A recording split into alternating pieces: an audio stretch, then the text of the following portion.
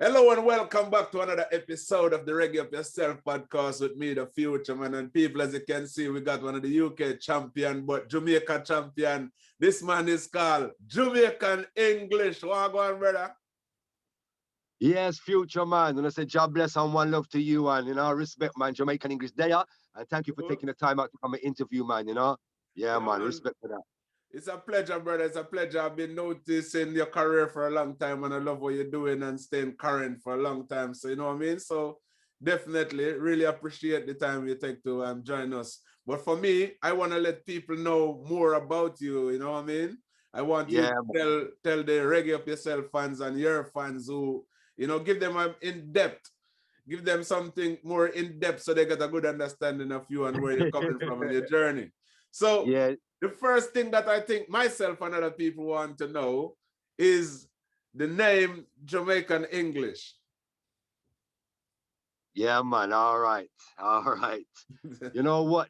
There's a big, long story about that, but I'm going to cut it short. Okay. And the short way is when SoundCloud came about, I used to load my music onto SoundCloud. And as you know, SoundCloud don't have no picture unless you put up a picture next to it. Yeah. Usually you're just putting up your logo with the name of your tune and what you've done. Yeah. So there was a competition in Brixton. You had to go down and do your songs. Yeah. And it said just send 3 of your best tracks. Yes. To the guy. So I sent 3 of my best tracks. Yeah. The guy phoned me, but it was a quick thing on the phone and said to me, right, this is the place you've got to go. Be there at 11 o'clock, so on and so on. Yeah. When I turned up at the place was jam-packed. Yes. And I couldn't get to the guy who I was speaking to because I didn't know his face. So I couldn't, a busy place. I can't find him. I can't see him. Anyway, so the show goes on. Yeah. So I'm thinking to myself, oh, I really need to speak to him. Before you know it, he's on the stage introducing the acts that are coming onto the stage. Yes. So I couldn't go up onto the stage because that would be rude. You know what I mean? Because he's introducing other people. So I wait my turn. Yeah. So what happened is I used to go by my name Lokai. Yeah. Which is from the jungle days, because I come from the jungle music, but that's another story, right? Okay. So the guy goes, I don't know this guy's name, but somebody did tell me, I saw a photo of him, and I said to myself, I didn't believe that the photo I saw, was the guy that sent me the music. Yeah. So he said, I don't even know how to introduce the guy. But let me introduce him like this. This is the way I know best. Jamaican English. Were you there? Step up. So, not going to lie, I was one of the only white people in the club. So, I kind of knew that was for me. I waited 2 minutes to see if somebody else was gonna go on the stage. Nobody else come on the stage. So, I knew he was calling me. So, I come to the stage. I do my set. When I come off the set, the security guard on the gate goes to me, was that just you on the mic? I said to him, yeah. He goes to me, go and buy yourself a double drink at the bar. Jamaican English. No boy can tell you nothing from that. That's your name from now on. Hold that name anywhere you go and be proud of that. Oh, you mean? For real. All right, blessings. Me never get that name. That name was given to me. I was told to carry that name. Yes. It makes sense. It makes sense. Funny story. Yeah. I go to a big studio to spit some vocals. Yeah. And the guy in the studio goes to me, yeah, I've heard a lot about you, so on and so on. Yeah. And I spat the vocal, and the guy goes to me, you know what? He goes, you sound Jamaican. He goes, but do you know what I fell in love with you for? Yeah. He goes, I like the Cockney yardie of you. Yeah. Don't try and be like too Jamaican. Yeah. Don't try and be too white. Yeah. Be who you are. What you're, you know. He was like, succumb with that. No one can tell you, oh, you're talking too white or you're talking too Jamaican. Yeah. You're Jamaican English. You're a bit of both, and that's you. That will separate you and bring a uniqueness to what you have. Because there was a statement going about at that time for white MCs that were saying, oh, they sound too Jamaican, you're going on too Jamaican. It's not natural. Yeah. Yeah. So Yeah. for me to just be how I am, Jamaican or English could tell it was just natural. So Yeah, therefore I was true, more true. accepted. Yeah. Yeah, yeah. Yeah. If you're trying to be something you're not, people are always gonna just be like, nah, you know what? Like it's put on, it's fake. It is And true, that don't get naturally. you nowhere in life. That don't get you nowhere in life. So I That's thought to true. myself, you know what? The guy's right. I Yeah. don't need to act Jamaican. I don't need to act white. Just No. be Yourself. what the world gave to me, how I am, the people I react with, the people I've grown up with. Yeah. You know, all the radio stations that I've been on, all the studios that I've been in. I don't need to prove to anybody. Just be you, and you'll carry yourself well, and people will respect that a lot more than trying to It's be something too else. Jamaican, trying to be like, you know. Yeah, man. All right. All right. Respect. Thanks for clearing that up for us. Now, let's get down to business now. Where exactly are you from, and what is your actual government name? Right. So I'm from North London, Yeah. and my name is Michael Scott. Michael. Yes. My And birth name is Michael. you're born and raised in North London. Yeah, man. Okay. What was it? What was it like growing up in North London, where you come from?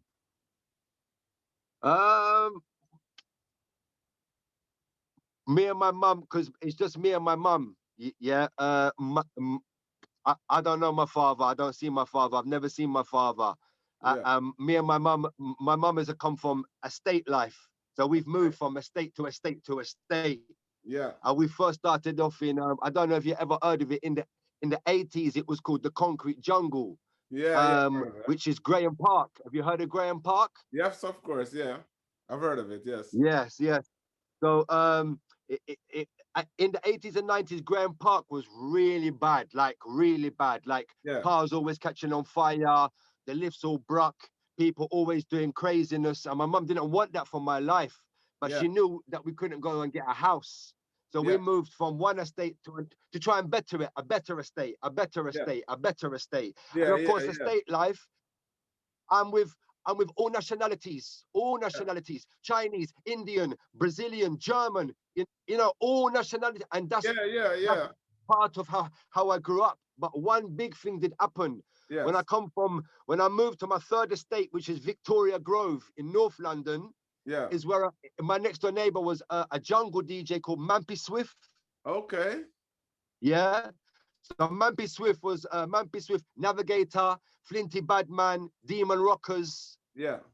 And they all came from just down the road in Tottenham, which is Broadwater Farm. Okay, seen. Yeah, So, I know Navigator. so Navigator is the only one that I know of those names. I know Navigator. okay, so Navigator used to go by the name Specky, and he used to play for Unity Sound. Yeah. Yeah. Okay, so reggae music, what drawn you to reggae music? What's the history, your history with reggae music that make you want to do reggae?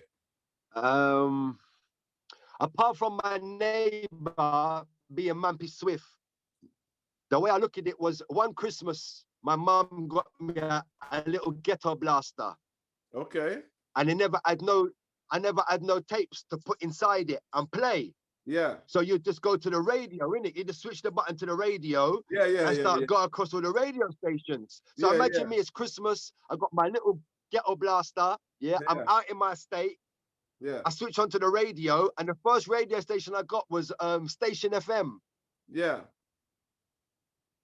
And they were playing reggae music, and it just sunk into me. I didn't not like it or turn it off. I was just like, right, this is not. I like this. Started listening to what they're saying, and I suppose because I come from estate life, and with my own eyes, I've seen and I've heard things that go on. The music that was the lyrics that were being chatted, fitted to what my eyes have seen and what is going on, and what I would want to change or what I would want to believe in. Yeah. So from there, I start listening to the reggae music, and my neighbor Swift used to go to me, yeah, go on, you like the reggae music? Come along to some jungle nights. They play samples of the reggae vocals in the jungle music. Yeah. So that's how I started off. So I got into the jungle scene. But now back in that day, the jungle scene was side by side with the dancehall music. So anything hot from dancehall was taken and put on the jungle. On the jungle. How old were you then? Were you still Yeah. were you teenage? Were you teenage? You talking about teenage years or what? Oh yeah. I'm talking like when I got that the ghetto blaster thing, I was 13. Okay. So were you Yeah, I MCing was when 13 were years old. so you was MCing while you was at school? Yeah. I used to muck about and MC at school, and Swift, my neighbor, used to always be mixing. You know what it's like when you're young. You're always practicing. You're always having a mix up in your friend's house, in your friend's yard. Yeah. And the mic, because I heard the lyrics. I don't know. The DJ side at that time, it didn't register to me. But to say something, to be heard, Yeah. if you want to put it like that, Yeah. meant a lot. So one day I just goes to him, what? That's the mic. He goes to me, yeah, man. He goes, pick it up, man. Pick it up, man. So I pick it up and I just start freestyling, just like about like, boom, boom, boom. I'm sick and tired of pissing my lift. I'd rather dance to the music and get uplift and so and so on and so on. And he goes to me, first of all, he took the piss out of me. He pushed me to the side, like, go on, and so on and so on. But further and further into it, the man them accepted me. And before you know it, I'm writing lyric, I'm chatting lyric. But at the same time, he used to play on Cool FM. Cool FM, yeah, I know Cool FM. Yes. Yeah. So he used to play on Cool FM. At that time, I was too young. He was 3 years older than me. So back in the day, when you're 3 years, like now, 3 years older, it's not much. But when you're young, that's a big man. It's like, no, you got to stay at home. You got to stay in the estate. You can't come down with the big boys. You're too young. And I'm like, no, man, I'm ready. I want to come down. And he's like, no, man, you're too young. You're too young. So I used to just sit and record his shows. And that's where the one-to-one show was every Friday night, Mampy Swift and Navigator. And I just fell in love with Navigator. 5 years later, an artist goes, there's a guy called Lock IMC, me. Yeah. He sounds like Navigator. He's a white dude. And he's just Navigator all over.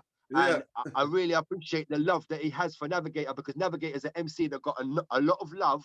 Yeah, man. And done a lot for his community. He really was outspoken and had stuff to say and had no way of doing stuff. So to me, I just loved him. He was like a god to me, man. All the time, Navigator. One time I go to the radio station. Yeah. And then from there, I was born as an MC. I never left it. I used to go there Friday, Saturday, Sunday, Monday, Tuesday, Wednesday. Anytime I go radio, I'll be in there the whole day, the whole night, laughing, drinking, smoking, catching vibes, catching joke. While my other friends would be skateboarding and playing it in the park and What about school? What about school? And were you not still in school? Should you be in school in the daytime, or did you go to school? Which school did you go to? School. I went to Southgate School in Southgate. Yeah. And did you stay till it finished, or did you drop out? Fuchaman, unfortunately, in the era of my school time, when you was a one-parent family, you was given a bly. You was given a bly, man. I could bunk off school, and next guy would bunk off school. Man would get detention and everything. Yeah. And I wouldn't get them detentions, because they would kind of like, he's from a one-parent family, he's from a state life. Yeah. Because at that era, they really like, you was dealt with if you were single parent family, you was dealt with very differently. Like you had free lunch meals. You would get free,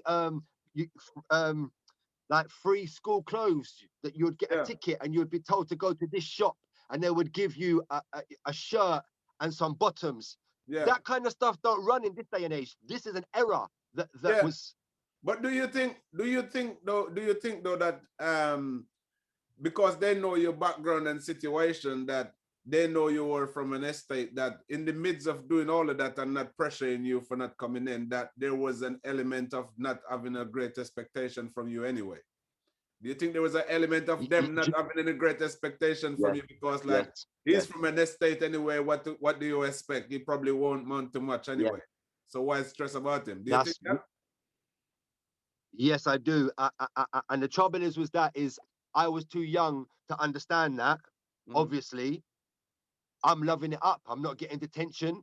Teachers don't really care. I could walk out of a classroom, a teacher wouldn't give a damn. They wouldn't, if I was late from class to class, teacher would just be like, whatever. And I understand that. And the trouble is, people would say, oh, but what about your mum? What about your mum? My mum used to work Monday to Sunday, 9 to, my mum sometimes didn't get home till 8:30 at night. The estate used to look after me. Neighbors, friends used to look after me. I would always be at somebody else's house, because estate life, when you grow up on an estate, it's different. It's hard to explain to people. If you're from an estate life, it's a real community, and it was back in the 80s and early 90s. Yeah. It was, you're all kind of stuck to, like a village. You're all stuck to each other. You all helped each other out. Like my mum was scared of blood. If she see blood, she'll pass out.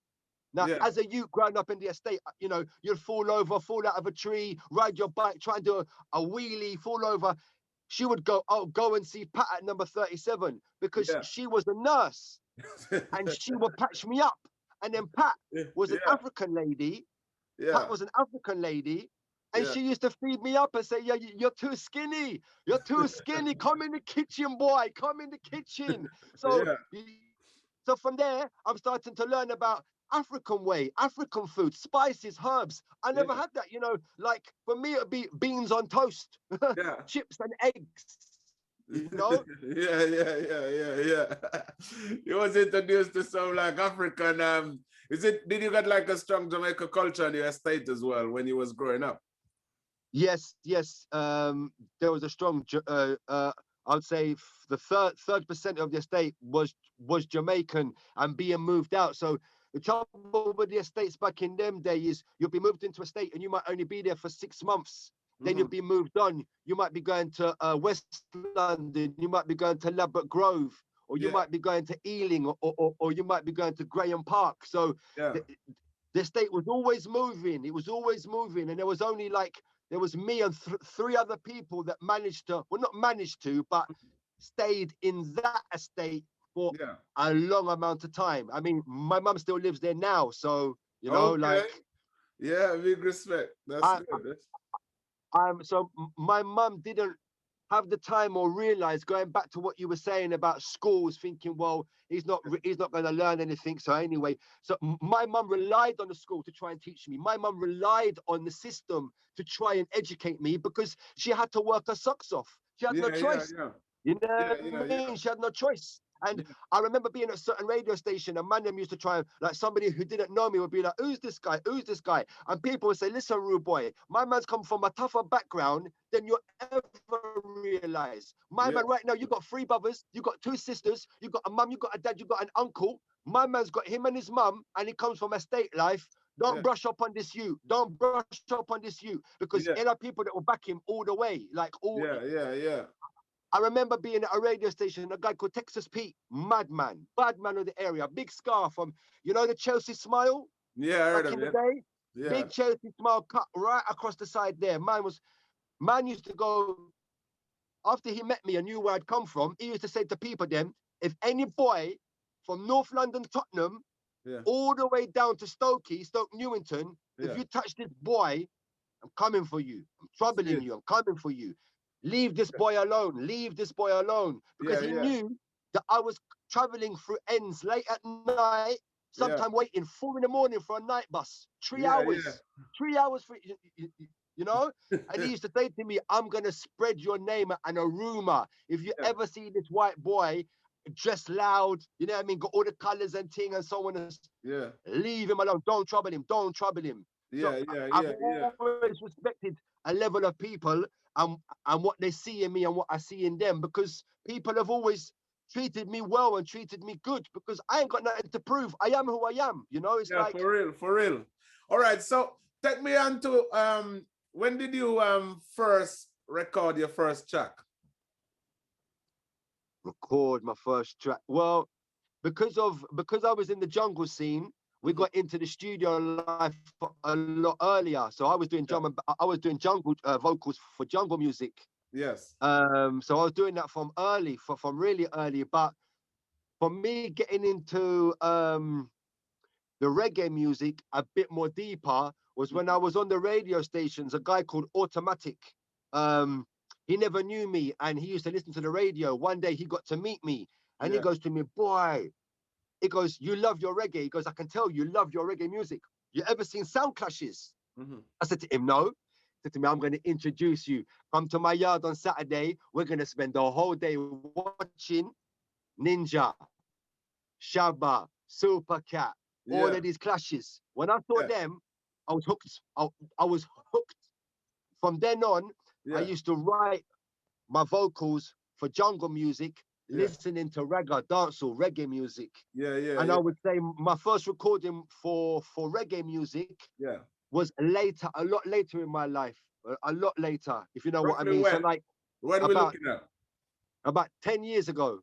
Okay. Do you remember what the song was? Well, I done an album. Yeah, but that first song though, that first song that you recorded, reggae song. Do you remember what it was? Yes, it was I got a girl rhyme, can you sing it one time? Pretty girl, I feel wine, wine. I got a girl rhyme, can you sing it one time? Now to me, girl, I take your loving on time. If loving was a crime, I got the criminal mind. Sneak through the door, creep in, I come fine. The wickedest kind of girl with the wickedest kind of wine. She said to me, come on, wine on time. I got a girl rhyme, can you sing it one time? Is it? Yo, that's mad, man. That's my first album. That's your first album. What is it called? Is it On the Edge of Dark? On the Edge of Dark, yes. Go on, wicked. Yeah, man. Yeah, man, that's my first album. That's wicked, man. So, and then from there, then you start to put in more energy and time into reggae more than jungle, would you say?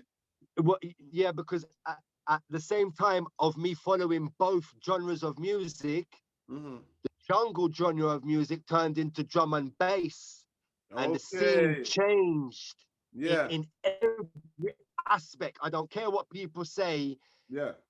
More white people went to drum and bass. I can remember being the only white person in jungle dances. Yeah. Clear as that, going to radio stations. I was the only white guy on the radio station. The majority of people were black people. Yeah. So I'd seen the change start coming over, and I didn't like it. Yeah. I didn't like. I'm not disrespecting white people. I'm white, but I'm from a different background and brought up to the music that I feel and that I love and I got a passion for. It all changed, and all the people I knew from jungle went to garage music, and so it split. Everything split, so I didn't know where to fit. I was like, do I stay on this drum and bass? I don't really. It's too fast for me. Jungle was, you know, like it had that. Yeah, man. It had that element. It had a vibe. It had vocals. It had, but drum and bass was just straight drum and bass. It didn't interest me, and it was all changing too much. So the only thing I knew from all of that changing and splitting, reggae music didn't change. Dancehall music didn't change. Okay, it evolves, but it didn't. It didn't break out into something new at the time that I was going through what I was going through. So I kind of drawed back. I drawed back. And as I'm drawing back, I'm getting more deeper into reggae. I'm going to more reggae events. I'm going to more. I'm listening more. I'm finding out more about reggae, dancehall, bashment, roots. Funny enough, my girlfriend that I've been with for more than 21 years. My girlfriend, 21 years. That's no longer a girlfriend, man. That's no longer a girlfriend. That's a common law wife, man. That's a wife. Yeah, man. Yeah. She is mad on Lovers Rock. She grew up in Lovers Rock. Yeah. So Janet Kay, all of them singers, them Bitty McLean, all of them. So she introduced me to. I didn't know about Lovers Rock.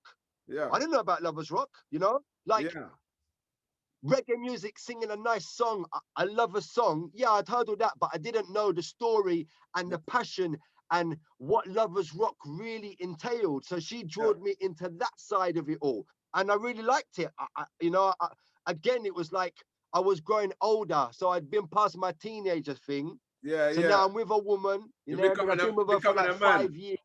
You're becoming a man. Right, becoming a man. So, yeah, man. So not scared of love. No more, I'm scared of love. now I'm listening to all of this and I'm like, yeah, man, I'm liking this. I'm liking this. And at the same time, you don't really go to a dance where it's just lovers rock.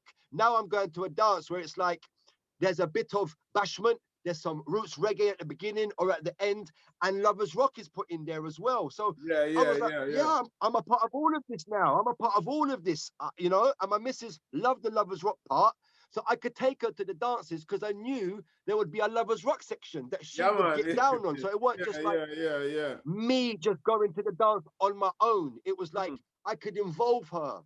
You know, and that's important in a relationship. If you can involve somebody that can see your love and your passion, it's going to help mold your relation, or it's going to go one way or the other. You're going to split up or you're going to get closer. Yeah, that's true. All right, so taking you back a little bit, the fact that you were an only child growing up, only child for your mom, how did you feel about that? Did you ever get to any point where you feel like you wish you got other siblings that you could share things with, or you, because you didn't know any different? Yeah. You know, I've been through it all. I've been through. No, I never want a father, and I used to hate if anybody took like. I had a real thing about like a teacher telling me what to do. You can't tell me what to do. You're not my dad. The police. You can't tell me what to do. You're not my dad. So I had that from a young age because I never had a father figure.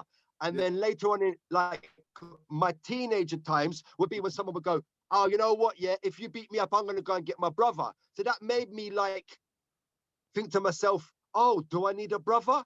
Do I need to have backup? Do I need Uncle Tony? Uncle Tony's coming down to mash you up. I ain't got no Uncle Tony. Yeah.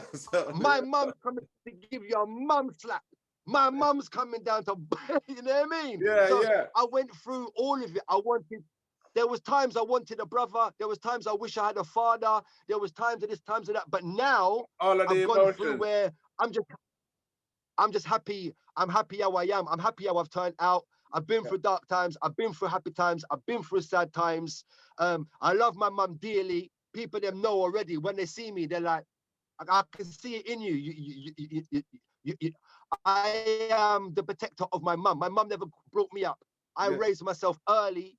And then I protect my mum, shopping for my mum, everything for my mum. You know what I mean? I do anything for my mum. There ain't nothing. My mum used to come to the raves. My mum, you know, and people go, "Wow, that's your mum." I say, "Yeah, that's my mum, man." Yes. Because she's proud. She wants to be a part of, and I made her understand to be a part of what I'm getting involved in and what I'm going through. So that's amazing, bro. So what about have you got any kids of your own? No. Do you know, I always tell this story. It's a funny story because all right, listen, from when I was young, whatever you want to say, man, a gallus, blah, blah, blah. Okay. But when I got to a proper age, I've only had 3 relationships, proper relationships that lasted more than a weekend or a 2 month or a year. So I've had 3 proper long relationships, and all 3 of the ladies couldn't have kids. Okay. So I said to myself, maybe this is just because I don't believe in God as in God. I believe in things happen for reasons, and there's spirits around and there's angels. It's hard to explain what I believe in. I don't go to church and I don't believe in a one God. I believe in just there is stuff out there, whether you want to call it magic or power or something, you know, and that's the way I want to believe in, and that's the way I want to look at it. And I just believe that, well, if angels or whoever, God, spirits, put these 3 ladies in my way, and none of them could have kids, none of them, because they had, you know, lady problems. So you thought that it wasn't meant to be. You thought it could be a sign. Yeah, I thought it was a sign, man. Like, because by this time, all of my friends have kids. Because they had gone through the cycle in life. And I'm sitting there thinking, well, my first girl I couldn't have kids with. My second girlfriend I couldn't have kids with. My third girl that I've been with for 21 years, I can't have kids with. So what do you want me to do? leave them because we No, just no, can't no. have kids. No, I love her. You Uh-huh. know, I love her. That's why we're together now for 21 years because Yeah. I love her. I'm not leaving her because of that. No, No, no, no, no. no. No, respect, Like man. Respect. I've even So, thought, I've even thought about being a family that we can adopt yeah, babies and children before they go on to stay with parents or people that will look after them for a long time. yeah, It's yeah, called something. It's like you get them in the community. So I might have like a 3-year-old for like 2 or 3 weeks before they get moved into the right yeah, family and so on and so on. So me and my yeah, girl have yeah, been looking into that because that's what I believe in. That I've seen so much in the world. I've got so much to offer. You yeah. could give me a black baby, Indian baby, African baby, Chinese baby. I'm going to treat that, you know, the same. I'm not going to be, there's going to be no other way. I'm not going to put them in no box or category because True. of the life I've seen and what I've been through. So Yeah, why don't I understand. offer that back? Why don't I give that back? Yes, of course. All right. So let's hit back. Let's hit back on the music now, because I know apart from being a recording artist, you have been DJing a lot as well. It's quite well known for being a DJ as well. How did Yeah, that come man. about? Is that something just you Wow. sharing music with people, or how did that come about? Well, as you know, as an MC, you're always around the DJ. You're always around. In fact, I would say 50% of MCs that are really in it know how to DJ. It's Yeah. in you. When I turn around on the mic, my guy's there, side of me, my guy's there on the radio, my guy's there. I know all the ins and outs of drops. I know all the ins and outs of how he's mixing. I know, so kind of come as I'm getting older, without me knowing it, I Yeah. already know what to do. I already know it's Yeah. not something that I'm shy of or I don't know what I'm doing. I've seen it so much. But the Yeah. funny thing is I was putting my music out like you do across the media sites, Yeah. and some guy contacted me and goes, "I've been watching you for a while, and I would love for you to come and be the main guy Yeah. for 4x4 Exodus Sound." Okay. Now, if you know 4x4 Exodus Sound, is a Father Dos, Little Yeah. Wicked, yeah, as a serious. That sound there is in the Guinness Book of Records for winning most clash in Jamaica. You know 4x4 Exodus Sound is Yes, a of course, pioneer of course. bad Yeah, boy man. Big sound. bad sound. Yeah, man. So I couldn't believe it. I could, like that was like me winning the lottery when I saw that a guy from that status had taken time to come and like say, yo, I need some of you on this sound right now. I Yeah, need you on yeah, this sound. yeah. Whatever it takes, come and check me. So I went to go and check him. And of course, I'm like, yo, 4x4 Exodus, yo, like, Yeah. you done this, like, you murder Bodyguard, you murder Kilimanjaro, you murder Bass Odyssey, you murder this and that. David Rodigan ran from you, didn't want to clash you because that sound there's a pioneer sound. His father run that sound from 1977. Not a lot Yeah. of sound in this day and age can still say that it's a family sound and gone through generations from 1977. So I was just like, gobsmacked. I phoned up all my friends going, you never guess who, yo, like, man wants me to go. But when I went to go and check him, he Yeah. goes to me, can you DJ? And I said to him, the same like I'm talking to you. I've been around it. I'm not shy. Just tell me what Yeah. to play, tell me what to do. Let me have a go. Yeah. So I'm in his yard, I'm playing tune, I'm mucking around. He goes to me, you fit the thing. You fit the thing like a glove. You Yes. know what you're doing. I'm going to give you the rope. Go ahead and do the thing. On one Yeah. of our live shows, one of our live, not pre-shared, Yeah. not 55,000 views live. Beautiful. That's a massive. That's amazing. So, we took it I took 4x4 when I was with him to Yeah. another level, to a next level. And people are shocked that a little guy like me was repping for the big, bad 4x4 Yeah. Exodus. So, there Big was thing. a Big there thing. was a lot of there was a lot of love, Yes. but unfortunately, my friend, there was a lot of hate. Both was coming at me. Both was coming at me. I'm prepared for that because I am who I am. I'm not a baby out here. I'm prepared for that. Yeah. So Yeah. I rock Yeah. and roll. with Father Dust for many years, and he's the one who taught me everything I now know. Like how someone would now see me come and play and say, "Rada, you can play some sound." It's because of Father Dust. Ah, yeah, man. Big respect, man. So now, what's going on musically now? I notice you got some new tunes coming out and thing as well. Yeah, well, I've always, like I said to you, I wear my heart on my sleeve, and I am who I am. And to me, I think that draws people to me because I'm easily approachable. So yeah, sometimes I'm working with this person, sometimes it don't work. That don't mean we fall out and we got beef. That just means that we had that time together and I moved on. You know, like there's no badness to it. Like just that's life. That's what happens. And I meet many people and go through many times. And since I started the waterproof sound, my sound, I just realized that because I'm getting out there more, because I'm DJing, so people are listening, a lot more artists started contacting me, started reaching out to me and saying, "Boy, would you come and spit on a track? If I get a beat, would you come and lay some vocals down?" And I said to myself, "Well, I've always been an MC. I never gave that up. I never gave that up. Even when I was with Father Dust, I done 50 dub plate for Father Dust for the sound. And he was telling me, no, don't give up that skill. And he was going to me all the time, do a dub plate tonight. Talk about no money in your pocket. Do a dub tomorrow. Talk about haters. Do a dub on the weekend. Talk about gyal." So he was still keeping me training in my MC, in my vocal side of stuff, as I'm still learning the DJ and the sound and how to play sound music. Because as we all know, it's a lot different when you play sound music to just DJing and playing music. It's you have to have your categories, you have to have your segments, you have to know how to put in what you're gonna put in. So right now I'm getting a lot of love and a lot of people are contacting me to come and work on tracks. And as we know, studios are getting a lot easier to work in. You can work from home.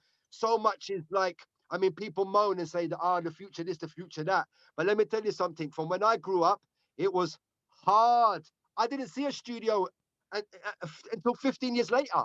But yet I played in dances.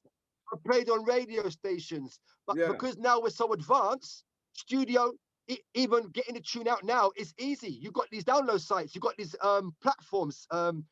It's there for you to just I can testify to that as well, because it was an impossible task getting in the studio being a country boy from Jamaica as well, you know what I mean? So I hear that. What's the future plan now? What's you got plans going forward now? All right, so because I'm deeply in the music and I love the music, again, Father Dust always taught me that, you know what, when you're deep in this and you want to be a part of this, he even said to me, if you don't want to be a part of this, I beg you just walk now and give it up. I beg for you to do that. And then he said to me, can I ask you, he said to me, can you do one thing for me? Can you do one thing for me? I said to him, all right, what? He said to me, get involved in something either in your community or in Jamaica. And people say to me, oh, but why Jamaica? What do you mean, why Jamaica? It's reggae music I love. I'm not chatting on country music. I'm not chatting on garage music. So why am I not giving back? Why am I not giving back to the culture, to Jamaica? So I'm involved with Queen Kamala in Stop the Crime and Violence, Warriors for Peace, out of Trenchtown. Amazing. And we're raising money all the time. She's helping out victims that have been either been in a bad way through being with gangs and come out of gangs, or they've been a shooting by mistake, a crossfire line. Like she's working with two people at the moment. One of them is blind, and the other one was shot, mistaken identity, and she paralyzed. She paralyzed from the waist down, and they was living in a little shack. A little shack. They had everything in the one shack. An old fridge, a broke up little TV. You go and see it now. The shack has got a side bit that's got a toilet, has got a front bit that's got a kitchen. They got a brand new fridge freezer, brand new TV. I seen the guy looking like homeless and just down and out and just like, now I see him. He's got a smile like a Cheshire cat, and that warms my heart. That, Yeah, man. like natural vibes. That's That no amazing. money can buy that, no diamond can buy that, no sex can buy that. That's a higher platform of seeing like, real, something real. You know what I mean? Yeah, man. That's amazing. And he phoned me and tell me thank you and I love you and so on and so on. And the funny thing about it is he's blind. Yeah. So he has to look after his wife. He cooks blind. He cooks the food from frozen to preparing it to putting it on the stove to serving it up. Man's blind. Man is blind. Man. It's amazing. It's amazing. It's amazing. I've never seen. I've never seen someone work like that. I know blind people. They can't do very much. They can't do very much. Yeah. It's strange, man, but it's beautiful to see. And I want more works for me to be involved in Jamaica. I want to be more than just me playing music. We all can play music and we all got our skills, but there's some point, I think, in my life where you have to reach out that bit more and be a part of what's giving you the love. I've got to give back. Reggae music in Jamaica has given to me. So and I think you're doing a good job. I think you're doing a good job of that as well, because very often I heard your show and you're playing like, a lot of artists that nobody haven't heard yet and hyping them up and making the world see them, highlighting their music. So big respect for that as well. You know what I mean? Yes, the Fuchaman, because you know me, because I've come from the artist side of things. So I know the struggle. So I know when the artist sends me a tune, I know his struggle. I know it just wants it out there. It just wants it play. So, I mean, I can't play everybody. I can't, because there's hundreds and hundreds and hundreds. But what I'm trying to do is build relationships and feed people that I'm a person who can read somebody really quickly. I get a vibe. Like I said to you, I might not believe in the Most High. I believe in vibes and spirits. And I believe if I get a vibe of someone, you're going to be with me. I'm going to help you out as much as I can. If I don't get a vibe of you and you're just being rude or you're just being ignorant, then really, me and you're not going to work out. No, naturally. That's just it. You're either going to get love and I'm going to open the door, or go somewhere else, because I can't give that precious love to somebody who don't really want it, if you understand what I mean. Yeah, man. Totally. I'm with you. So before we run, I want you to tell people where they can find you on social media. All over social media, just type in Jamaican English or type in Waterproof Sound, Facebook, Instagram, YouTube, Mixcloud, SoundCloud. Anywhere across Google, just type in Jamaican English or Waterproof Sound. And also, if you type in Queen Kamala or Stop the Crime and Violence, my name will come up. If you type in Bass Planet, another big platform out of Jamaica, doing wonderful things for artists out of Jamaica. Bass Planet is just a platform for music. There's no talking about, oh, today is the sun is shining, everybody have a great day. It's really strict. It's a platform for music. It's to talk about music, your music you got coming out, and music you want to go out there. So it's like a real, so if you type in Bass Planet, I'll come up on that, Jamaican English. So I'm across the media site.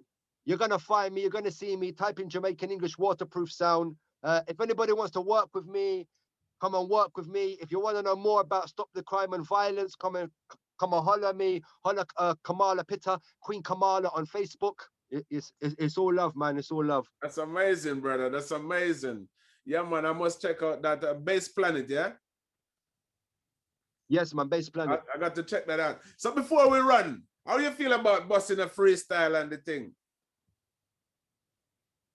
I'm always freestyling, no problem. Not always. Come on, give us a freestyle. Give us a freestyle before we leave. Yeah? All right.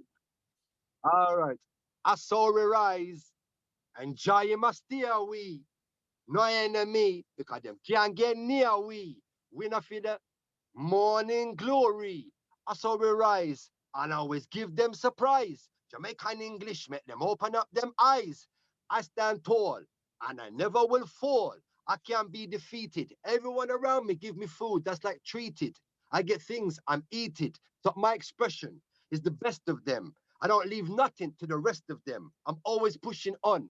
I sing a song, ram pa pa pum, ram pa pa pum, ram pa pa pum. Jamaica, I love you like I love my woman. Jamaica, I love you like I love my food. Jamaica, Jamaica, you can't stop no. Jamaican English, let me tell you no. We got things to say because I can't feel no way. Let me lyrics them spray like an AK, but I don't shoot no AK. I got words to say. Yo, people, them sit down and talk to me. Truth is the truth. Let me tell you about root is the root. We don't want no evil, because evil is evil. Joy and love is the guidance and protection. Yo, the future man. Love and big up Jamaican English. Pam, pam. Pam, pam. Jamaican English. Yo, Jamaican English. It's been a real joy and a real pleasure, brother. God bless, man. To have you on the Reggae Up Yourself Bless show. future, man. I look forward to see you soon, you man. Know that this is good work, man. Yeah, man. You know this is probably my second interview for reggae. So you got you know what I mean. You got this is a very special interview. Pam, Give thanks. pam. Give thanks. Give thanks. And love, future man. Because Love, from love, when I first brother. met you, all you did is you show me love, and you're taking the time out to get an interview. I'm really appreciate that, my brother, man. Really appreciate that. One uncon clap and one unwash the other. So more Yeah, love and man. more unity. See it? Yeah, man. Salute. Future Blessed man. love. Bless up Rastafari. on one love. Blessed love. Give thanks. Rastafari.